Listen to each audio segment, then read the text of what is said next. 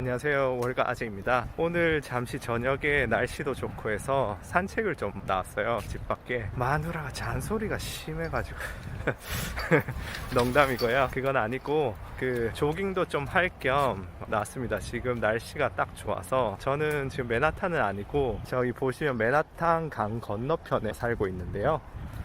여기가 페리피어라고, 제가 지금 코로나 때문에 출근을 안 하는데 출근할 때는 여기 페리피어에서 배를 타고 저기 월스트리트 쪽으로 배 타고 출근을 합니다. 그래서 오늘은 조깅도 좀 하고, 이제 저번에 불멍 때리시다가 못다한 그런 두 번째 썰도 좀 풀어보고자 해서 시카고 트레이더가 되고 난 이후부터의 썰을 제가 풀어보도록 하겠습니다. 재미없을 수도 있지만 그래도 뭐 타임 킬링 하신다 생각하시고 들어주시고요. 제 얼굴은 보실 필요 없으시니까 맨하탄 전경 보시면서 한번 썰을 풀어보도록 하겠습니다. 그러면 오늘은 이렇게 맨하탄 전경을 보시면서 불멍이 아니고 물멍을 한번 때려보도록 하겠습니다. 지금 여기 보시는 게 아마 한 6, 70번가 정도 될 것 같고요. 근데 제가 이제 저쪽으로 더 가면은 월가 잘 보이는 곳이 있는데 낮에 찜해놓은 장소 가니까 웬 커플이 조금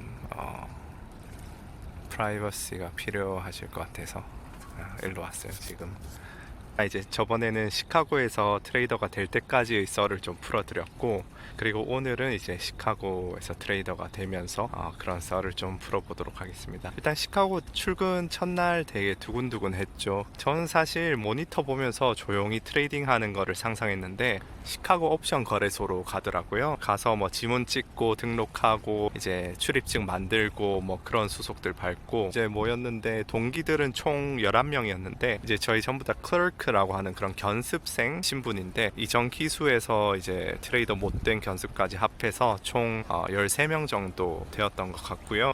저는 주가 지수 옵션 그룹에 들어갔었어요. 제가 1편에서 말씀드렸던 그 5일 매매하던 그 악마 파트너는 제가 4학년 1학기 보내는 동안 잘렸더라고요. 다행히 저도 모르게 다행이라는 말이 나왔네요. 100억 정도 잃고 잘렸다고 들었어요. 그게 헤지펀드나 투자은행에서는 사실 그렇게 큰 돈은 아니에요. 100억이면은. 근데 일단 프롭 트레이딩 회사와 헤지펀드의 가장 큰 차이는 굴리는 자금이 자기 자본, 즉 파트너들 돈이냐 아니면은 클라이언트들 돈이냐거든요. 그래서 헤지펀드는 엄청 많은 막 조 단위 돈을 굴려도 그 수익의 대부분 한 8, 90%는 투자자들 몫이고, 나머지 한 10%, 20%에서 비용 쓰고 이것저것 다 나가고 나서 보너스가 나가는데, 프랍 트레이딩 회사는 규모는 그것보다는 작지만 이제 손실내고 이익내는 돈이 전부 사장 및 파트너들 돈이에요. 그래서 100억 잃었다는 말은 사장 돈을 100억 잃었다는 뜻이죠. 그게 사장 돈이라서 좀 그렇죠. 저희 회사에서 어떤 일이 있었냐면, 이건 제가 회사에 입사하기 전인데 팀이라고 대머리에다가 좀 뺀질대는 애가 있었어요. 아니, 대머리는 욕하면 안 되는데 저도 요새 좀 이제 M자 탈모가 좀 진행 중이어서 근데 어쨌든 그 팀이 금융위기 이후에 조그마한 콜옵션들을 매도 계속 하다가 그 양적 완화 발표하는 날 아침에도 콜옵션을 엄청나게 판 거예요. 그래서 주가 지수가 수직 상승하면서 100억 단위 규모로 잃은 거죠. 그래서 저희 회사의 사장이 주가 지수 그룹 사장이랑 ELW 영상에서 말씀드린 그 변동성 지수 빅스 그룹 사장, 이렇게 두 명인데, 그 빅스 쪽 사장 밑에 있었는데 그 사장이 흥분해서 그 팀을 의자에서 태클해서 끌어내린 후에 올라타고 주먹질을 엄청 한 거예요. 파운딩을. 미국에서 보통 상상도 못할 일이죠. 그 어떻게 됐을까요?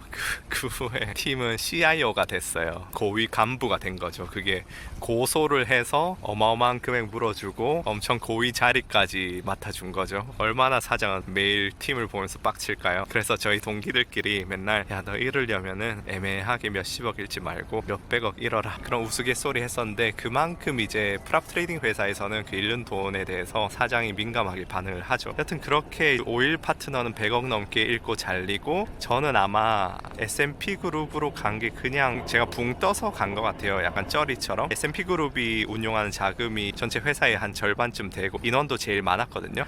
트레이더 8명 정도의 견습생도 한 대여섯 명. 그 다음 큰 게 이제 변동성 빅스 그룹이었고, 그 다음 뭐 골드랑 채권, 그 다음 뭐 오일, 농산물, 축산물 등등 있었는데, 어쨌든 저는 이제 막 모니터 많이 있고 거기서 트레이딩 하는 줄 알았는데, 첫날부터 거기 핏이라고 불리는 거래소의 공간에 갔었는데, 주로 백인 남성들만 빽빽히 있고 진짜 아시아인이나 흑인이나 여성은 거의 없더라고요. 그래서 막 게장 종이 울리는 순간 진짜 막 온갖 고성이랑 귀 먹먹해질 정도로 시끌벅적한데, 이제 견습생 중에 짬 되는 선입 견습이 저희 인솔하고, 그 핏이란 동그란 공간 안에는 정식 트레이더들, 그러니까 저희 팀에서 6명 정도만 곳곳에 배치돼 있고, 저희 같은 견습들은 그 핏 위쪽에 동그랗게 둘러싸인 공간이 있거든요. 거기 쭉 서 있어요. 거기서 뭘 하냐면 그 6명의 트레이더들이 브로커들이랑 매매를 하고 현재 벌어지고 있는 주문들을 실시간으로 전달하는데, 그게 얼마나 빠르냐면, 전 처음에 그게 뭔 소린지 몰랐어요. 영어인지 뭔지.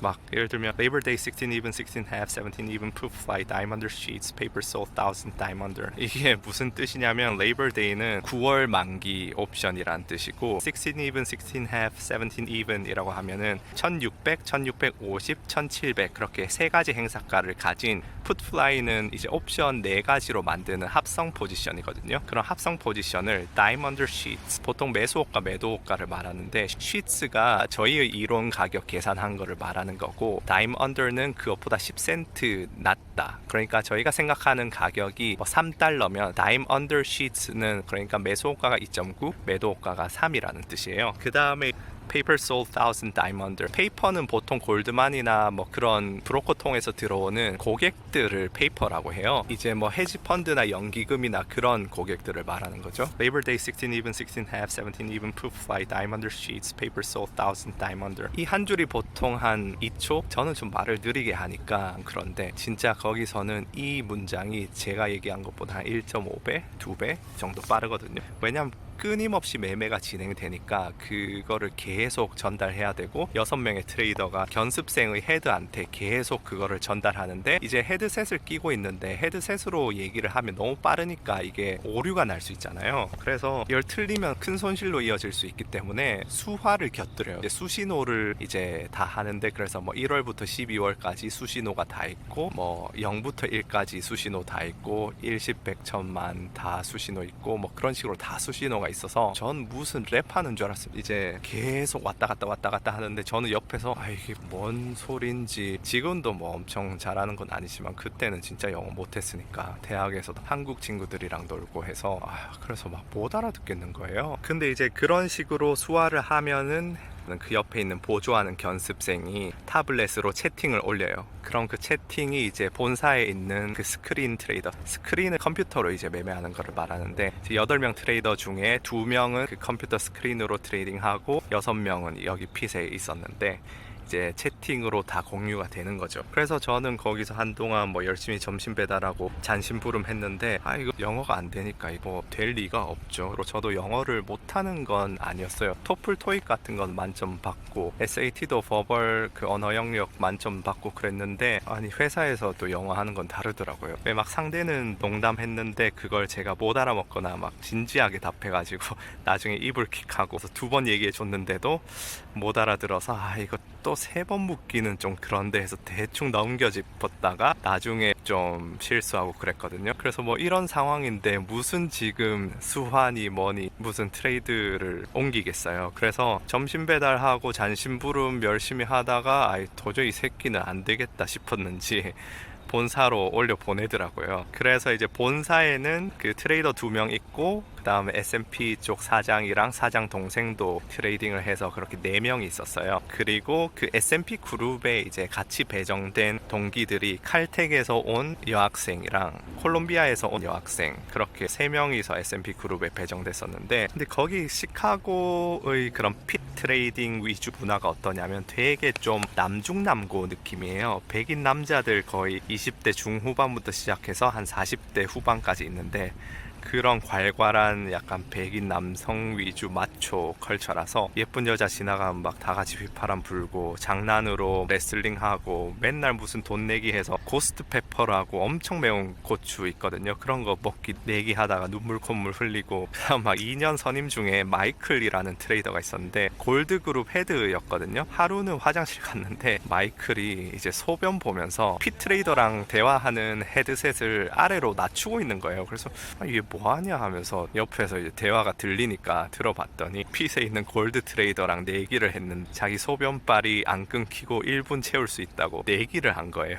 그래서 그거를 소리를 중계하고 있었는데 그 정도로 약간 유치하고 남중남고 느낌? 근데 참고로 그 마이클이 하버드 출신이었어요. 심지어 하버드 대학생이 자기 오줌빨 1분 넘길 수 있다고 그러고 있는 곳이 그런 핏 트레이딩 약간 문화였는데, 그러다 보니까 욕도 엄청나게 많이 해요. 하루는 제가 5분 동안 그 S&P 그룹 대화에서 F 단어가 몇 번 나오는지 세봤거든요. 진짜 1분에 한 6번 정도 10초당 한 번 꼴로 F 단어가 나오더라고요. 그리고 군대식에다 상명하복 문화라서 심지어 막 사수도 있어요. 스크린 트레이더 2명이 웩스랑 코르테즈였는데 웩스가 2년 차여서 제 사수고 코르테즈가 3년 차여서 웩스 사수였는데, 왜 내리갈굼이라 하잖아요. 군대에서 병장이 직접 일병 갈구는 게 아니고 상병한테 이제 말하는 거, 그것도 똑같았어요. 제가 뭐 실수하면은 피트레이더들은 5, 6년 차부터 거의 뭐 10년 차, 15년 차까지 있으니까 저한테 뭐라 하는 게 아니고 웩스를 갈고요. 그러면 이제 웩스가 빡쳐가지고 중간에서 저 갈구고 뭐 그런 식이었는데, 그러다 보니까 이제 좀 버티기 힘든 부분이 있었어요. 되게 좀 그런 분위기다 보니까. 그래서 저는 핏에서 점심 배달하다가 본사 쪽으로 가고, 칼텍 여자애는 핏에 남았는데 걔는 트레이드 체크를 하나 잘못해서 몇 억 날리고 잘렸어요. 사실 몇 억은 별 것도 아닌데 견습들이 해야 하는 것 중에 하나가 트레이드 체크였거든요. 이제 스크린에서 벌어지는 매매는 다 자동으로 체결되니까 틀린 일이 거의 없어요. 거의 아예 없다고 보시면 되고, 그런데 핏에서 이루어지는 매매는 직접 이제 대화로 이루어지다 보니까 트레이더나 견습생이 그 거래소 측에 입력을 해줘야 되거든요. 근데 이게 막 수천 건이 이루어지다 보니까 꼭 몇 개는 틀려요. 저희 측 실수일 때도 있고, 아니면 저희는 메릴 린치를 그 프라임 브로커로 썼는데 메릴 린치가 그거를 처리하는 과정에서 틀릴 때도 많고, 그 하나하나가 큰 손실로 직결될 수 있으니까 매일 견습생은 새벽 6시에 출근해서 그것부터 하나하나 세거든요. 근데 칼텍에서 온 동기가 그걸 하나 놓친 거죠. 그래서 뭐 잘렸는데, 사실 몇 억 잃은 건 아무것도 아닌데, 근데 걔는 좀 갈굼 먹고 할 때 몇 번 막 울고 말대답하고 그러다가 좀 밉보여서 잘렸죠. 그리고 몇 주 안 돼서 콜롬비아에서 온 그 중국 여자애도 이제 그만뒀어요. 처음에 저희는 이제 입사하면 6개월에서 9개월 정도 정규 트레이더 교육을 받는데, 그게 옵션 기본 이론부터 시작해서 응용도 배우고 저희끼리 피트레이딩 시뮬레이션 하는 그 연습 시간도 있고 컴퓨터에서 트레이딩 하는 것도 배우고 이것저것 배우는데, 피트레이딩 시뮬레이션 할 때는 이제 기존의 시니어 트레이더가 들어와서 브로커 역할을 하면서 저희가 트레이딩을 하거든요. 그때 잘 못해서 시니어 트레이더가 좀 일부러 막 갈궜어요. 그러면서 너 이런 식으로 할 거면은 가라고 하니까 그 여자애가 벌떡 일어나더니 간다 하고 그냥 회사를 걸어서 나간 다음에 다음 날부터 안 왔어요. 근데 시니어 트레이더가 일부러 약간 막 갈구고 그런 식으로 하는 게 피트레이딩에서는 굉장히 기싸움이 심하거든요. 브로커 오더에 대한 그런 마켓 메이커들끼리 쟁탈전도 있지만, 주로 브로커와의 관계에서는 약간 진짜 쓰레기 같은 주문 떠넘길 때도 있고 양아치 짓을 좀 할 때가 있어요. 이게 브로커와 마켓 메이커의 관계가, 저희 마켓 메이커가 갑이긴 한데 묘하거든요. 보통 브로커는 이제 골드만삭스나 이런 데서 오는 애들인데, 그런 헤지펀드나 연기금들이 골드만 통해서 주문을 체결해달라 부탁하면 골드만이 그 주문을 가지고 핏으로 와요. 주식이나 선물은 이제 유동성이 충분하니까 웬만해선 스크린, 그러니까 컴퓨터로 알고리즘으로 매매를 하고, 요새는 뭐 하이 프리퀀시 트레이딩 알고리즘 이런 걸로 다 체결이 되고 강화학습도 쓰고 하니까 선물, 핏 그런 거는 거의 다 사라졌고요. 그런데 옵션 시장은 이제 하나의 상품 아래에 다양한 종류의 옵션들이 있잖아요. 나스닥 선물의 옵션이라도 만기나 행사가가 각기 다른 그런 수백 가지 나스닥 옵션들이 있으니까 그 하나하나에는 유동성이 별로 없거든요. 그래서 고객이 어떤 특정 만기에 특정 행사가, 예를 들어서 나스닥 10월에 셋째 주 만기되는 12,400 콜옵션을 사려 하면은 똑같이 그 10월 셋째 주 만기되는 행사가 12,400인 콜옵션을 팔려는 사람을 찾기가 좀 힘들어요. 유동성이 없다는 뜻이에요. 그래서 아직까지도 옵션 시장에서는 마켓 메이커들의 존재가 되게 중요하고, 왜 막 손정희 회장이 그 나스닥의 콜옵션 많이 샀다고 했잖아요. 그런 오더들은 주로 이제 핏에서 처리가 돼요. 그런 컴퓨터로도 매도 호가, 매수 호가, 전체 만기, 전체 행사가의 수백 가지에 걸쳐서 매도 호가, 매수 호가를 계속 쏴줘요. 실시간으로. 그래서 제 자리를 보시면 모니터가 14개인데 일반적인 트레이더들보다 훨씬 많아요. 이게 왜 그러냐 하면은 뭐 옵션 만기와 행사가들이 막 수백 수천 개가 있으니까 걔네들에 대한 호가를 실시간으로 계속 쏴줘야 되고, 그걸 다 모니터링을 해야 되거든요. 그래서 제가 모니터 14개에다가 키보드 4개, 마우스 4개, 그리고 발로 밟는 페달까지 있었어요.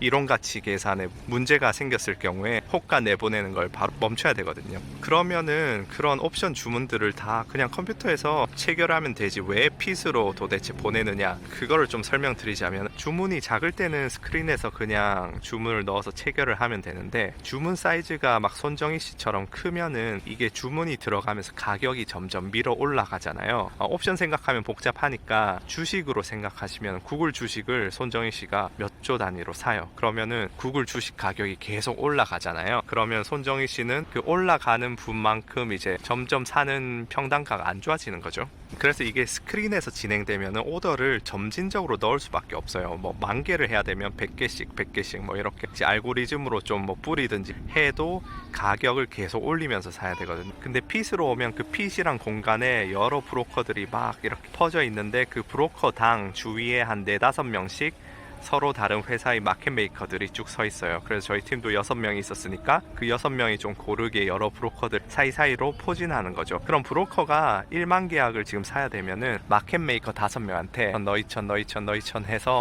10,000개를 쫙 뿌릴 수 있어요. 물론 이게 사이즈가 크기 때문에 마켓 메이커들이 매수 매도 호가 그 차이를 되게 넓히거든요. 그게 안전 마진이 많이 필요하니까. 그래도 어쨌든 한 방에 하는 게 최종적으로 평단가가 훨씬 괜찮아요. 그래서 약간 큰 오더들은 핏으로 많이 오거든요. 그래서 브로커한테는 마켓 메이커가 필요하고 마켓 메이커한테는 브로커가 필요하죠. 그래서 서로 상생이긴 한데, 그래도 마켓 메이커들이 보통 그 핏에 굉장히 오래 있었고, 마켓 메이커는 굳이 매매를 안 해도 되는데, 브로커는 이제 고객이 주문을 오면은 꼭 이거를 소화를 시켜야 되거든요. 체결을 고객을 위해서 해야 될 마켓 메이커가 갑이긴 한데, 결국은 고객이 주문 체결할 때 나오는 그 엣지를 서로 적당히 나눠 먹어야 해서 그렇게 핏에서는 다들 약간 친하게 지내요. 근데 이제 상생이면서도 브로커 입장에서는 마켓이 타이트할수록 좋겠죠. 살 때는 낮은 가격, 팔 때는 비싸게 팔 수 있으니까.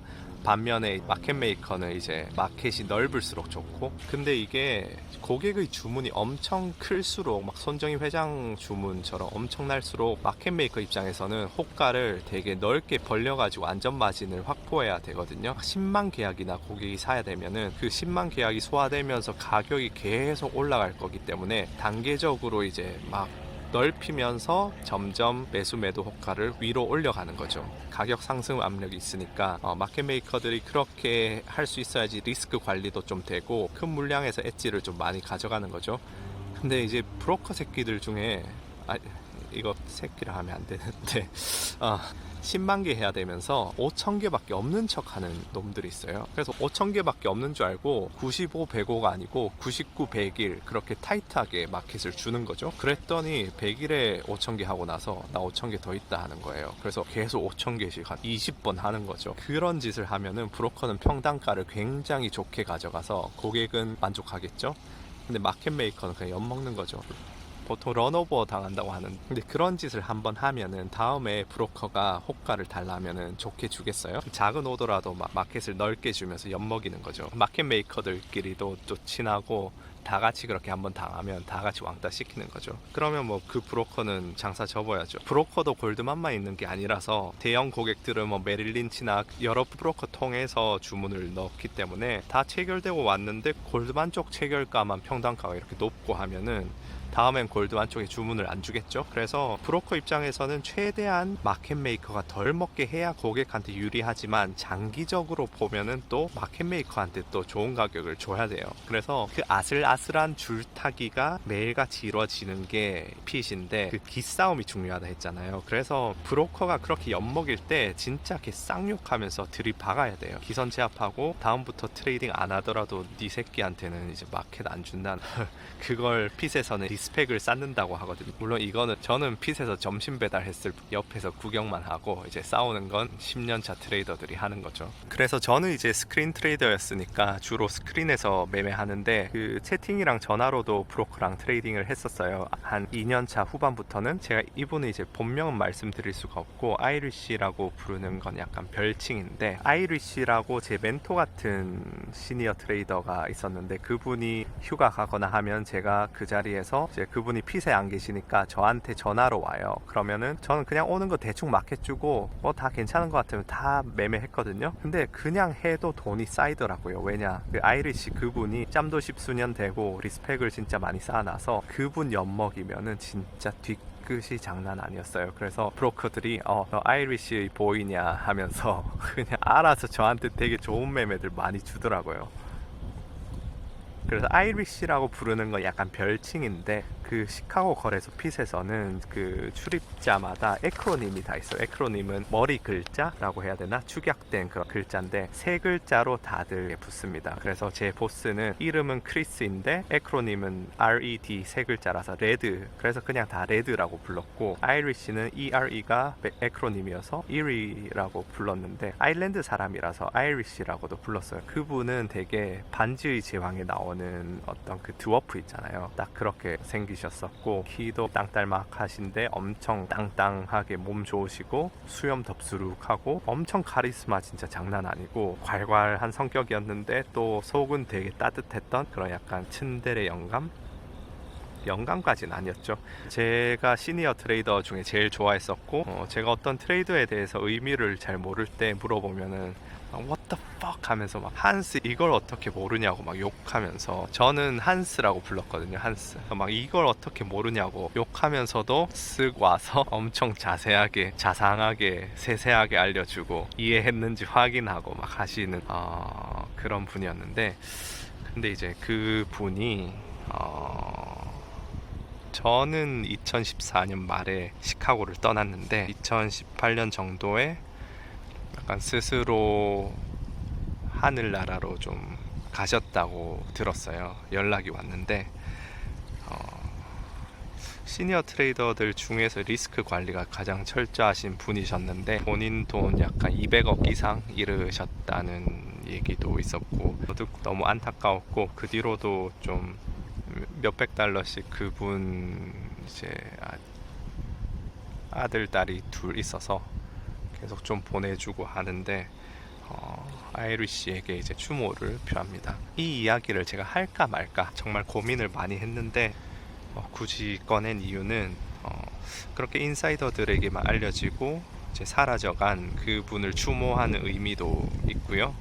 그리고 또 이제 제가 이렇게 시카고 거래소 핏 트레이딩 이야기를 하면은 특히 젊은 20대 남성 시청자들은 멋있다 이런 생각하실 수도 있어요. 울프 오브 월스트리트 그 영화에서도 되게 막 찬란하게 나오잖아요. 간지나는 삶으로. 근데 제가 전달하고 싶었던 것은 그 이면에는 진짜 상상도 할 수 없는 스트레스랑 고통이 있다는 거죠. 그런 리스크와 같이